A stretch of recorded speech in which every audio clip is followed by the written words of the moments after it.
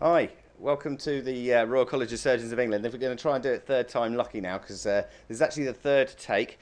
I just want to start by saying thanks to everybody who's come to help us out today. The IT department has given us a lot of help. Obviously, we've got the whole audiovisual team here, plus my contractors. We've got Bradley on the line, who's also agreed to help us for a third time. Thank you, Bradley.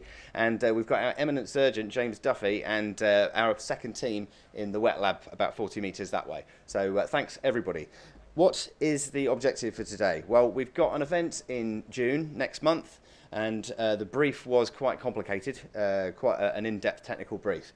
So we wanted to do a dry run to reassure the client and us that it was that we were capable of doing it, and that we could deliver those services. So that's the purpose of today. So what are we going to be doing? So we're going to be using a lot of technology. We've got a live TV studio down there. We've got a studio set up here. We've got two mobile cameramen, which will be moving around today. We've got Chubba on the camera there, and we've got Shane here, who's on the 5D. They're both on a 5D, so they're going to be documenting the whole thing for us. And this is some of the technology that we'll be using. So we're going to let Chubba go now. So if you want to we'll say bye, Chubba. He's going to go to the operating theatre. So what was the brief? Well, the brief from the client sounded quite simple, but when you start breaking it down into its attributes, it's actually a little bit more complex. The first bit was didactic lectures, like what we're doing now. So we wanted to be able to see a video window plus the slides, which is what we're doing here, and to be able to do a lecture with a PA system and all the other stuff that we've got here. We also wanted to do a webcast, so we wanted to be able to broadcast that across to anyone in the world, and they'd be able to watch it if they had a phone or a tablet or a computer and they had an internet connection. So that's what we would do with the webcast. We wanted to capture the slides, and we wanted that to be on a website for later on. So our webcast system kind of does that, but at the end of this, you can watch the webcast straight back. It's immediately available. We had to do the HD video link. So the reason for that is because on the event in June, we've been working with human cadaveric material. So we're not allowed to do that anywhere. We have to have a special license to do that. So in this scenario, it's in a room about 40 meters that way. It's licensed for human material, but it's quite small, so you can't fit everybody into it. So to have a lecture theatre with people in, which is what we're in now, we needed to link to that room. We want to talk to them and see them, and they want to talk to us and see us. So that's the HD video link.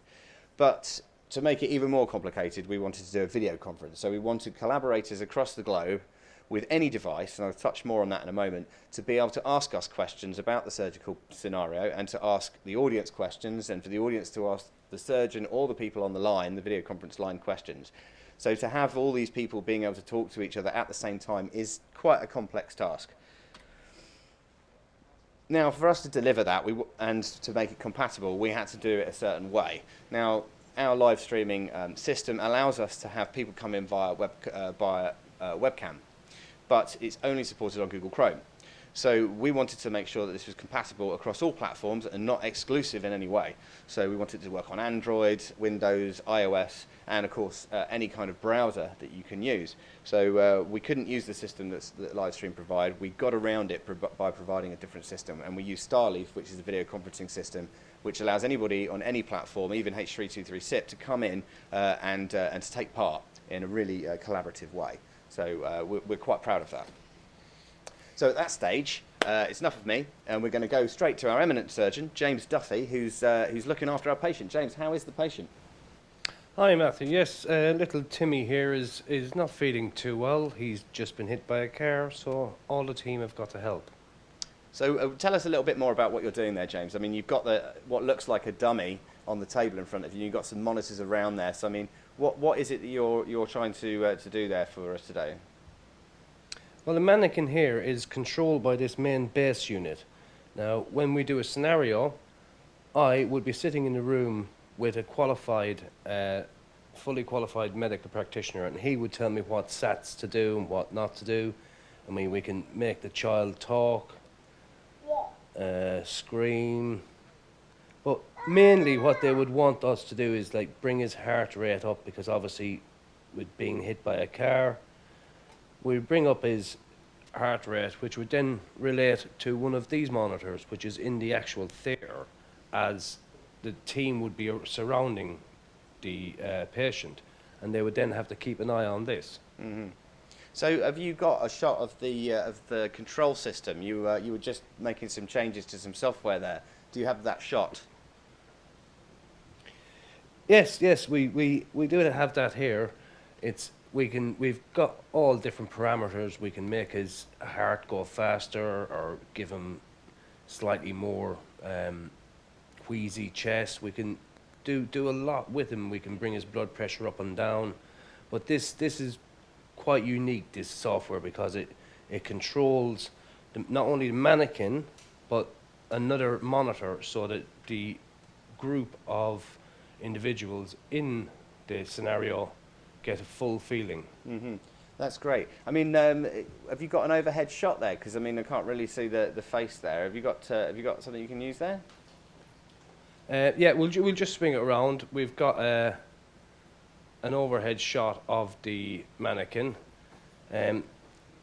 It's not completely interactive, this mannequin. It's more for diagnosing what would be wrong with the patient before off to Right. presentation.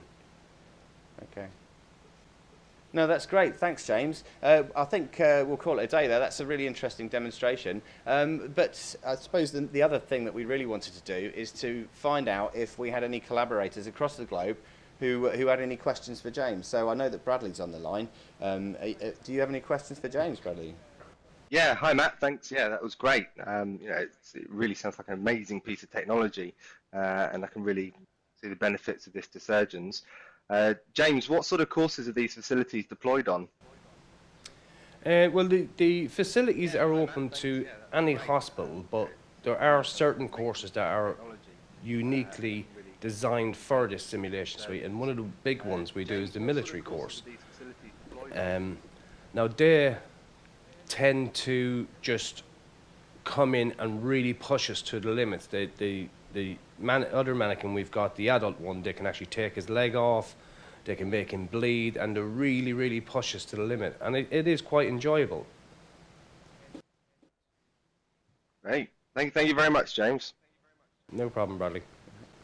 Okay, great. Well, thanks, Bradley. I mean, we really appreciate you helping us out today. I'm glad to see you've got your logo in the shot there, actually, because so All Day is actually the company that helped us put our video conferencing system in. So we're very thankful to them for helping us out. So I'm going to let you go, though, Bradley, because I know you're busy. So thanks again, and I'll chat to you next week, no doubt. Indeed. Thanks a lot, Matt. Thanks, Bradley. Bye-bye. Bye-bye. So that brings us to the end of the demonstration. It's quite a lot to take in. We hope it's been interesting. It's certainly been interesting for us to put it together for you. So that's the end of it. And, well, I hope everybody has a lovely weekend. Thanks very much.